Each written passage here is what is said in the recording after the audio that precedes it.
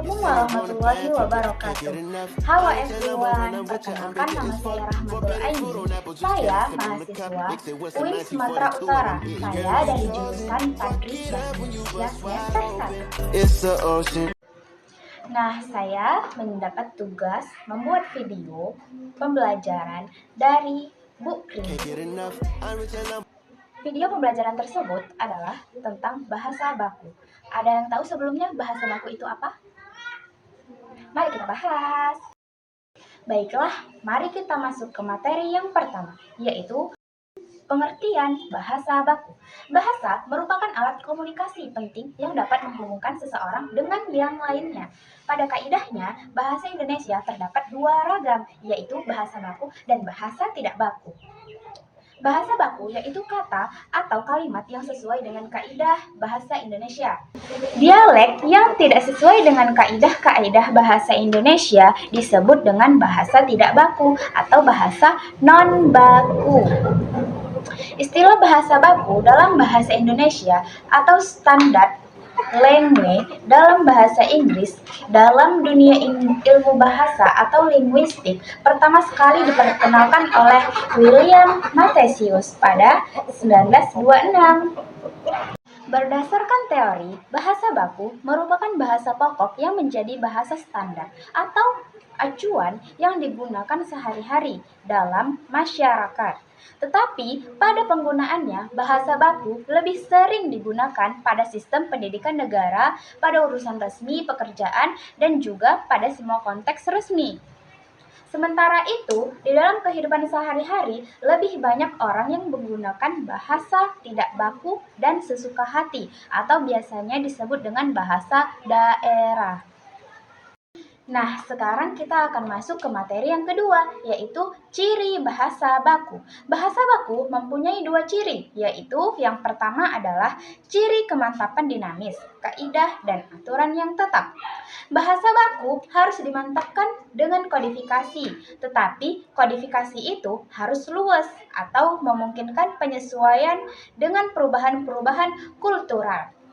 Misalnya, kata langganan dipakai dengan makna orang yang berlangganan. Meskipun pemakaian kata ini sudah mantap di masyarakat, kita akan merubah penggunaan kata itu agar lebih sistematis. Kata langganan sekarang bermakna orang yang menjual barang kepada orang lain, sedangkan orang yang berlangganan dinamakan pelanggan.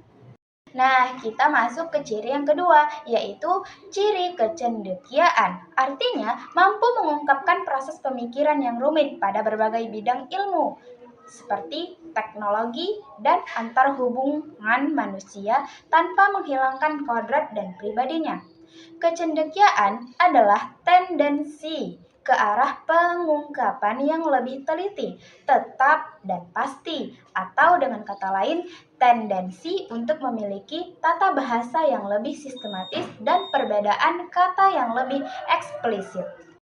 Nah, teman-teman, sekarang kita akan masuk ke materi yang ketiga, yaitu fungsi bahasa baku. Secara umum, fungsi bahasa baku terdapat beberapa poin. Poin yang pertama adalah sebagai fungsi pemersatu. Indonesia terdiri dari beragam suku dan bahasa daerah. Jika setiap masyarakat menggunakan bahasa daerahnya, maka dia tidak dapat berkomunikasi dengan masyarakat dari daerah lain. Bahasa baku dapat memikat suku yang sangat banyak jumlahnya di Indonesia dan mampu menjadi wahana pengungkap kebudayaan nasional yang berasal dari segala macam tradisi, adat, suku yang tersebar di seluruh Nusantara. Nah, poin yang kedua yaitu sebagai fungsi pemberi kekasan. Suatu bahasa baku membedakan bahasa itu dari dua bahasa yang lain atau satu negara dengan negara lainnya berbeda. Karena itu digunakan sebagai salah satu ciri dari suatu negara. Melalui fungsi itu, bahasa baku memperkuat perasaan kepribadian nasional masyarakat bahasa yang bersangkutan. Hal ini dapat menumbuhkan sikap setia terhadap bangsa Indonesia. Hanya perlu disadari bahwa sikap setia yang dimaksud bukan berarti sikap mempertahankan kemurnian bahasa dengan menolak masuknya unsur-unsur asing. Oke, kita akan masuk ke poin yang ketiga, yaitu fungsi pembawa kewibawaan. Pemilihan bahasa baku akan membawa kita lebih berwibawa. Fungsi pembawa wibawa bersangkutan dengan usaha orang mencapai kesederajatan dengan peradaban lain yang dikagumi lewat pemerolehan bahasa baku. Bagi mereka yang mampu menuturkan ragam bahasa Indonesia baku akan menciptakan wibawa atau nilai prestasi.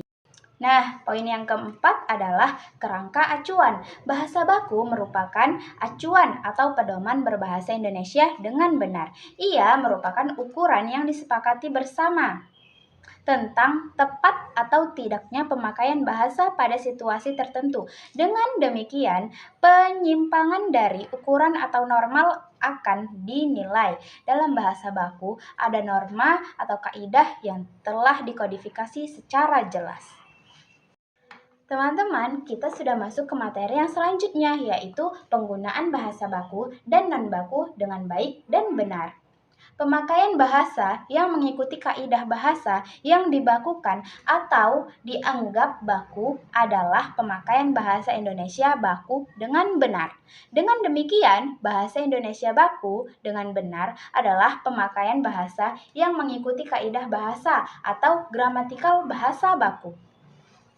Pemakaian bahasa Indonesia baku dengan baik dan benar adalah pemakaian bahasa yang sesuai dengan fungsi dan ciri kode bahasa Indonesia baku.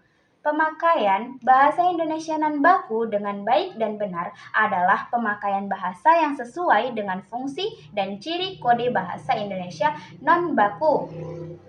Bahasa yang benar berkaitan dengan aspek kaidah, yakni peraturan bahasa. Ada 4 hal yang harus diperhatikan, yaitu tata bahasa, pilihan kata, tanda baca, dan ejaan. Nah, kita akan masuk ke materi selanjutnya, yaitu pelafalan bahasa baku. Pelafalan bahasa baku ada 2 pelafalan. Yang pertama yaitu pelafalan singkatan. Dalam melafalkan bahasa Indonesia, kadang-kadang kita dipengaruhi oleh lafal daerah dan lafal asing. Pengaruh itu mungkin tidak kita sengaja atau kita sadari. Kemampuan dalam menguasai bahasa daerah dan asing dengan baik menyebabkan kita tidak sadar, sering dipengaruhinya dalam bahasa Indonesia. Tetapi mungkin pula karena penguasaan kita sendiri mengenai kaidah lafal yang sangat terbatas sehingga kita tidak mengetahui bagaimana cara pelafalan yang benar yang sesuai dengan kaidah bahasa Indonesia. Mengenai lafal kaidah dikutip pendapat Badudu, yaitu beliau mengatakan bahwa lafal yang terbaik ialah lafal yang wajar, tidak dibuat-buat dan tidak memperdengarkan warna lafal daerah dan lafal asing. Yang kedua, yaitu pelafalan kata. Kesalahan dalam melafalkan kata dominan dipengaruhi bahasa daerah. Dapat dimaklumi karena lidah penutur sejak kecil telah dibentuk oleh lafal daerahnya masing-masing. Dari lafal daerah yang digunakan, kita sering dengan mudah dapat menebak suku seseorang. Nah, kita masuk materi yang terakhir, yaitu kata baku dan non-baku. Dalam bahasa Indonesia dikenal kata baku dan non-baku. Kata baku diartikan sebagai kata yang benar karena sesuai dengan kaidah bahasa, sedangkan kata non-baku diartikan dengan sebaliknya. Secara fonetis, kata baku dan non-baku berbeda, tetapi memiliki kemiripan dan bentuk dan mendukung makna yang sama. Kalau kata baku terdiri atas 1 kata, maka kata non-baku ada yang terdiri atas 2 kata atau 3 kata. Pada hakikatnya, kata non-baku merupakan variasi dari kata baku, sehingga penggunaan kata ini harus dihindari. Teman-teman, itu saja materi dari saya tentang bahasa baku. Semoga bisa dipahami ya.